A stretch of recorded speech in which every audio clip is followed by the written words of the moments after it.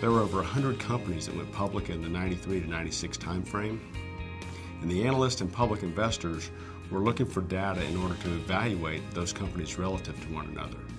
This is where axiometrics came into play. We were looking for data on space markets, operating performance, rents, and occupancies across a number of markets, and axiometrics provided that data that we were able to rely on. If you're a public investor and you were going to invest in apartment REITs, which companies were you going to choose?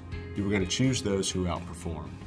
So axiometrics was a big part of that because we needed data to support the decisions we were making that would show our outperformance. We needed to have data to be able to evaluate which markets produce revenue growth above the U.S. average and the volatility in that revenue growth over time. The change in occupancies, the change in compounded annual growth in rents, these were all important metrics to us. Having consistency of the data was also important.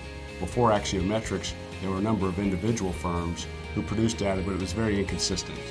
Axiometrics provided consistent data across a number of markets throughout the U.S., which allowed us to make decisions we could count on. With axiometrics, we have a significant amount of information that's valid and covers the breadth of the country and provides data that you can evaluate and therefore base decisions on.